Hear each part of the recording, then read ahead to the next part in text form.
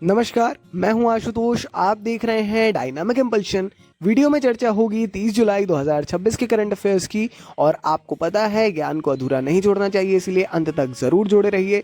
शुरू करेंगे हम आज की इस वीडियो को।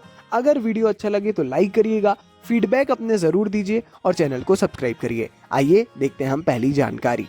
वेनेजुएला ने औपचारिक रूप से अंतर्राष्ट्रीय आपराधिक न्यायालय आईसीसी, जो हमारा इंटरनेशनल क्रिमिनल कोर्ट था, उसमें उससे अपना नाम वापस ले लिया है।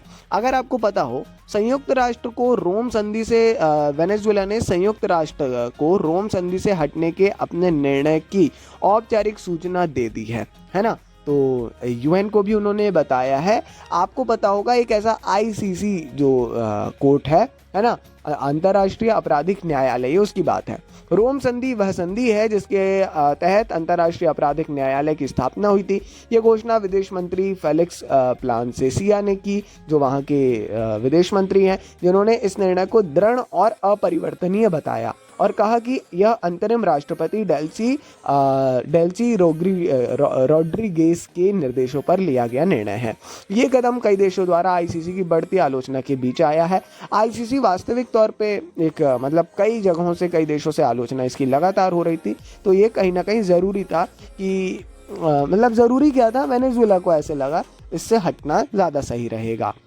तो वेनेजुएला सरकार के अनुसार ये निर्णय इस चिंता पर आधारित था कि आईसीसी ने अफ्रीका और लैटिन अमेरिका के देशों को असमान रूप से लक्षित करके भौगोलिक पूर्वाग्रह दिखाया है। सरकार ने तर्क दिया कि अदालत ने सभी क्षेत्रों के साथ समान व्यवहार नहीं किया है और अंतर्राष्ट्रीय अपराधों की जांच में इसकी निष्पक्षता पर सवाल उठाया है। तो कहीं ना कहीं एक ज़रूरी विषय हो जाता है, एक इम्पोर्टेंट टॉपिक हो जाता है इसके बारे में पढ़ना, है ना। तो ज़रूर इसके बारे में आप पढ़ लीजिएगा। ठीक है जी, बढ़ते हैं आगे अगली जानकारी।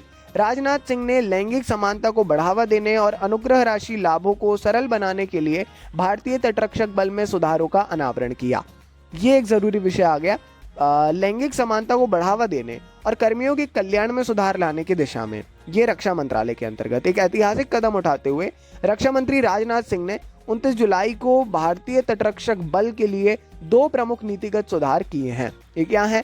इन सुधारों के तहत अधिकारी भर्ती के लिए एक लिंग तटस्थ ढांचा लागू किया गया है ना। और ड्यूटी के दौरान समुद्र में लापता हुए कर्मियों के परिवार को अनुग्रह राशि प्रदान करने की प्रक्रिया को सुव्यवस्थित किया गया। ये 2 बदलाव आप कह सकते हैं बड़े बदलाव हैं, है ना, जो आईसीजी में किए गए। रक्षा सचिव राजेश कुमार सिंह, भारतीय तटरक्षक बल के महानिदेशक परमेश शिवमणि और अन्य वरिष्ठ अधिकारियों की उपस्थिति में नई दिल्ली के कर्तव्य भवन 2 में आयोजित इस कार्यक्रम के दौरान नीतिगत घोषणाएं की गई। बड़े बदलाव इन्हें माना जा रहा है। पहला बदलाव तो वास्तव में बड़ा है। ये जो लैंगिक समानता की बात है, इसके अंतर्गत ये बदलाव इसमें किया गया है। चलिए बढ़ते हैं आगे अगली जानकारी। एसबीआई 2026 में बेसल 3 मानकों के अनुरूप 81 करके ये जो परचेचुअल बॉन्ड जो है जारी करने वाला पहला भारतीय बैंक बनेगा। ऐसा ये परचेचुअल बॉन्ड जो रहता है, इसको हम परचेज कर सकते हैं डेफिनेटली। तो ऐसा बॉन्ड है ये बेसल 3 मानकों के अनुरूप 81। स्टेट बैंक ऑफ इंडिया 2026 में बेसल 3 मानकों के अनुरूप एडिशनल टीयर 81 का जो बॉन्ड है परचेचुअल, वो जारी करने वाला है। और ऐसा करने वाला ये पहला भारतीय बैंक बनने जा रहा है, जो इसकी पूंजी कैपिटल को मजबूत करने की दिशा में एक महत्वपूर्ण कदम है। देश का सबसे बड़ा सार्वजनिक क्षेत्र का बैंक वित्तीय वर्ष के लिए अपनी व्यापक पूंजी जुटाने की रणनीति में उसके तहत बॉन्ड जारी करके 5,000 करोड़ रुपए जुटाने की योजना बना रहा है। एसबीआई अगले 2 हफ्तों के भीतर 5,000 करोड़ के बेसल 3 मानकों के अनुरूप ये जो बॉन्ड है लागू करने की, जारी करने की योजना बना रहा है। प्रस्तावित बॉन्ड में 5 साल का कॉल ऑप्शन शामिल होगा, जिससे बैंक, आरबीआई और अन्य नियामक प्राधिकरणों की मंजूरी के बाद 5 साल बाद उस बॉन्ड को जो है भुना भी सकेगा। ज़रूरी है ये, इसके बारे में हमने बताया। आगे बढ़ते हुए अगली जानकारी भी फाइनेंस से जुड़ी हुई। एक्सिस बैंक ने दृष्टि डिजिटल प्लेटफॉर्म लॉन्च किया। भारत के वित्तीय प्रौद्योगिकी पारिस्थितिकी तंत्र में 2 महत्वपूर्ण घटनाक्रम देखने को मिले। इनमें एक्सिस फाइनेंस लिमिटेड द्वारा अपना इन हाउस डिजिटल क्रेडिट निर्णय प्लेटफॉर्म एक्सिस फाइनेंस दृष्टि लॉन्च करना और ओमनी कार्ड द्वारा यूपीआई पर डिजिटल नवाचार के माध्यम से ऋण देने की क्षमता में सुधार करना शामिल है। जोखिम प्रबंधन को मजबूत करना और कर्मचारी लाभ प्रबंधन को सरल बनाना इसमें शामिल है। एक्सिस फाइनेंस ने स्मार्ट लैंडिंग के लिए दृष्टि डिजिटल प्लेटफॉर्म लॉन्च किया और एक्सिस बैंक की पूर्ण स्वामित्व वाली सहायक कंपनी एक्सिस फाइनेंस लिमिटेड ने एक्सिस फाइनेंस दृष्टि नामक एक in house business rules engine और कॉन्फ़िगर करने योग्य डिजिटल प्लेटफॉर्म लॉन्च किया है। ये जानकारियाँ क्यों ज़रूरी होती हैं? एक तो बैंकिंग सेक्टर में डेफिनेटली एक इंपॉर्टेंट रोल ये प्ले करती हैं, साथ ही ये फाइनेंस के क्षेत्र में करंट अफेयर्स की दृष्टि से कई बार इंपॉर्टेंट हो जाती हैं, क्योंकि कई ऐसे सुधार होते हैं, ये प्राइवेट बैंक्स भी जो करते हैं, कई ऐसी योजनाएं होती हैं जो बड़ी अप्रत्याशित होती हैं मगर वो लॉन्च होती हैं तो ज़रूरी हो जाता है। आगे बढ़ते हुए अगली जानकारी, आरबीआई पेटीएम पेमेंट्स बैंक को बंद करेगा।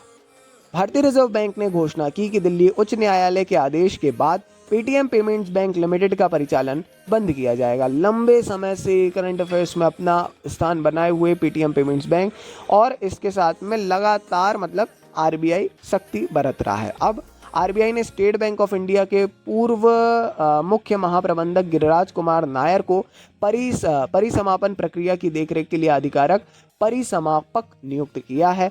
यह निर्णय आरबीआई द्वारा गंभीर नियामक उल्लंघनों और बैंक के कामकाज के संचालन के संबंध में चिंताओं का हवाला देते हुए पेटीएम पेमेंट्स बैंक का बैंकिंग लाइसेंस रद्द करने के बाद आया है। जी हाँ, बड़ी ज़रूरी बड़ी इंपॉर्टेंट जानकारी। आरबीआई तो आप सब जानते ही हैं, तो अपने नियमों कायदों को लेकर के बड़ा सख्त हमेशा से रहता है। चूँकि ये खैर दिल्ली हाई कोर्ट का ऐसा ऑर्डर आया है तो उसी के अंतर्गत आरबीआई ने ये पूरी प्रक्रिया की कर दी है। नाम याद रखना चाहिए आपको, गिरी कुमार नायर, इनको जो है परिसमापक नियुक्त कर दिया गया है। बढ़ते हैं आगे अगली जानकारी। हाल ही में भारत की पहली वाणिज्यिक मालगाड़ी कैनोला लेकर नेपाल पहुंची है। तो भारत ने क्षेत्रीय संपर्क और सीमा पार व्यापार में एक महत्वपूर्ण उपलब्धि हासिल की है, क्योंकि भारत की पहली सीधी वाणिज्यिक कंटेनर मालगाड़ी कैनोला की खेप लेकर नेपाल पहुंच चुकी है। यह ऐतिहासिक यात्रा संशोधित भारत नेपाल रेल पारगमन प्रोटोकॉल के तहत पूरी हुई है और जिससे सीमा पर माल की अदला बदली किए बिना कोलकाता बंदरगाह से बिटारनगर तक कंटेरीकृत माल का निर्बाध रेल आवाजाही संभव हो सकी। तो यहाँ पे एक बड़ी समस्या देखने मिलती थी, क्योंकि एक्सपोर्ट इंपोर्ट तो हो ही रहा था मगर जो अदला बदली होती थी सीमा पर, अब वो किए बिना ही कोलकाता बंदरगाह से सीधे विराटनगर तक कंटेनर्स ही सीधे पहुंच जाएंगे, है ना। तो इस पहल से पारगमन समय, लॉजिस्टिक लागत और कार्गो हैंडलिंग में उल्लेखनीय कमी आने की उम्मीद है। साथ ही भारत और नेपाल के बीच आर्थिक और व्यापारिक संबंधों को इससे मजबूती मिलेगी और जाहिर तौर पर इससे जो है कहीं ना कहीं हर किसी को ही फायदा होगा, क्योंकि एक बड़ा कॉस्ट यहाँ घटेगा। चलिए जी, ये थी आज के इस वीडियो की अंतिम जानकारी। अपन मिलते हैं कल ऐसी ढेर सारी जानकारी के साथ। सपोर्ट अपना निरंतर बनाए रखिए। थैंक यू जी, बहुत बहुत धन्यवाद, नमस्कार।